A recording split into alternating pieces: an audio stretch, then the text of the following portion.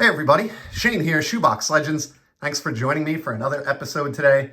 This one is going to be centered around 1957 Topps baseball, but specifically viewing that set through the lens of the Negro Leagues. And as you may or may not know, one of my two stated goals for the hobby in 2024 is to improve upon my representation of the Negro Leagues and Negro League players in my overall baseball card collection. And a big part of that is getting these bridge players on cardboard, players who played in both the Negro Leagues and Major League Baseball.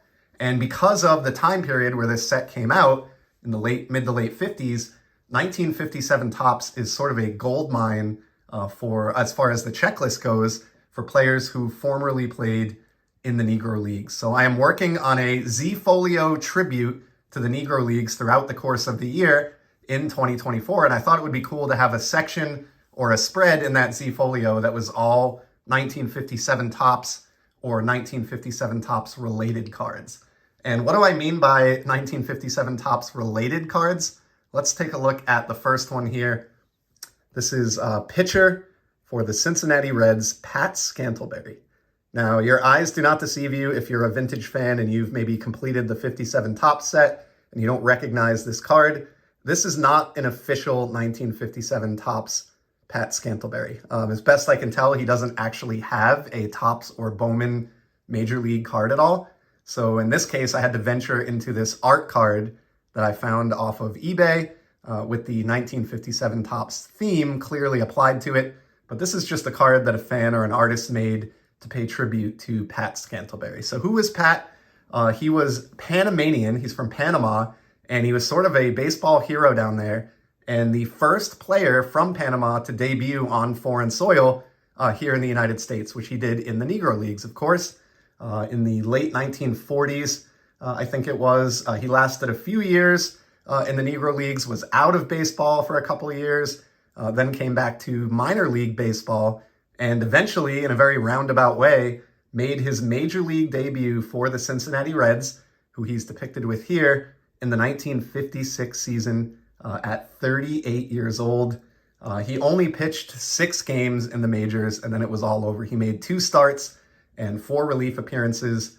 Obviously, was at the very twilight of his career, being 38 years old as a pitcher. That is not an ideal age to make your debut, but I just think it's awesome that he got to realize his dream, however brief, of playing in Major League Baseball. Because his MLB career was so short, he doesn't have any mainstream cards that I'm aware of. So I had to get this art card of his 1957 Topps release. This was a couple bucks on eBay, and it even has a back done up, which was really, really cool. And you got some of his statistics there from the Pacific Coast League, the National League, and even some other leagues. So just really cool card there. This will definitely go in my 1957 section in my Negro League Z-Folio because I want Pat to be represented as someone who made it to the majors and realized his dream. And that's really the only way I can come up with to do that is that art card. So I will prefer officially released cards where I can get them. But as we're going to see with half of the cards in today's video, that's just not always an option. And speaking of which, here's another one from the same artist that created this. And I purchased this on the same lot on eBay, Roberto Vargas, pictured here with the Milwaukee Braves. In his case, he was from Puerto Rico. And he played, obviously, in the Negro Leagues as well with the Chicago American Giants in the year 1948. And again, with a very roundabout, circuitous path, he ended up with the Braves in 1955. And he pitched, I think, a couple of dozen games for them, all in relief, no starts, in the 1955 season. And that was the beginning and end of his Major League career. So just like, with Pat Scantlebury, with just, a couple dozen appearances, in one single season. He never got an official baseball card. Still doesn't have one to this day that I'm aware of. That's the case for the first 3 subjects we're going to look at today, but going to honor him in the Z-Folio with this great custom card done again in the style of 1957 Topps. And I do have a couple of actual 1957 Topps cards coming towards the end of this video, but I wanted to start with these 3 who, just because they didn't make the checklist for 57 Topps doesn't mean they're not, equally deserving of representation in this project and in this Z-Folio that I'm building. So last but not least, on the didn't have a card front, we have Milt Smith, who is an American ball player. He was actually born in Georgia. And again, yeah, started with the Indianapolis. Oh, no, I'm sorry. I don't think it was the Clowns. He played for a variety of Negro League teams. But again, very similar to Vargas, Roberto Vargas, in the 1955 season, found himself in the majors. He was not a pitcher, unlike the first two players we looked at. He was an infielder, I think primarily played third base. And he played in 36 games for the Reds, or the Redlegs as they were known in the 50s due to the Red Scare. And that was, again, the end of his major league career. So just like the first two players that we saw major league action in just one season, but did see action in the Negro Leagues for a number of seasons. I think he played for 3 or 4 years. I think it was 4 seasons in the Negro Leagues before transferring over. So great image here. Love the shoulder patch and that wonderful smile from Milt. And so that's my third and final, at least for now, art card for these gentlemen who really don't have any other options to get into the Negro League Z. And then to go with those three, I also have another trio of legit 1957 cards actually put out by Topps. We're going to start with the first one here, Chuck Harmon.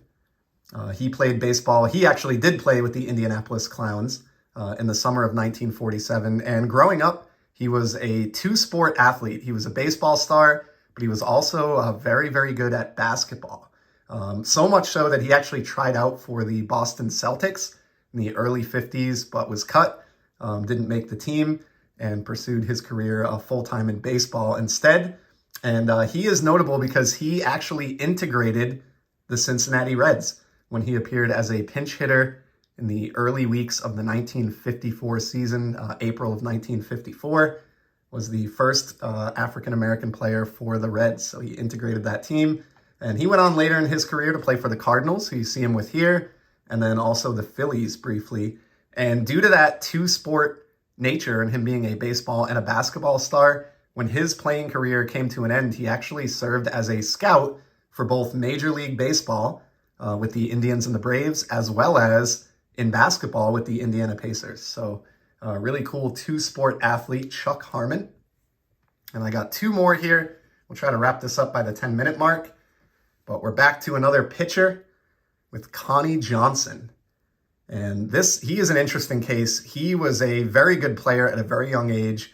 Actually made it onto the Kansas City Monarchs when he was just 17 years old. And he made the Negro League East-West All-Star game as a 17-year-old, which was, I think he was the youngest ever to make that All-Star game in the Negro Leagues, which is kind of cool. He was a big contributor to multiple Negro League World Series titles for the Monarchs in the early 1940s, and then eventually made his Major League debut in the year 1953 as a 30-year-old. So he missed his entire 20s in the Major Leagues and debuted at age 30 for the White Sox.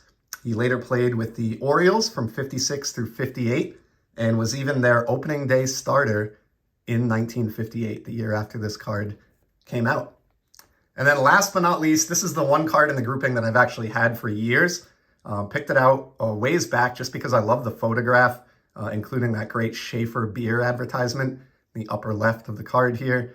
Charlie Neal, who for some reason is spelled Charley on this card, even though you commonly see it as Charlie, Charlie.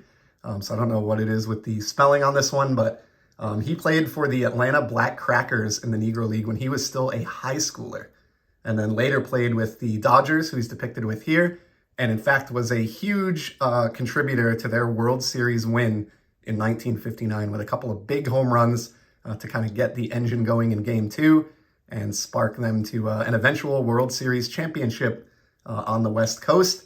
And then he played with the Mets in the early 60s and finished out his career with a brief stint with the Reds, which is a common theme in today's video. So that's going to be a wrap. A little bit disjointed maybe, but I just thought it would be cool to kind of look at these 6 players and their 1957 Topps cards, or made up, in theory, 1957 Topps cards in the case of the first trio. And again, I think these are going to make a really nice display in that Negro League Z folio that I have going. I'll do an update on that probably over the summer when it gets a little bit further along, but I'm off to get these guys entered in and put in their new home in the Z Folio, and thought this would just make a fun video. So I do have more 1957 Topps themed bridge players that I'll get to in the future, but in the interest of keeping this one short, we'll keep it to those 6 today. I hope you enjoyed this and maybe learned something about a player you hadn't heard about before. I'm certainly having a blast learning myself about these guys, and I'll be back very soon with some more content here on the channel. But until then, keep on enjoying the hobby. Take care.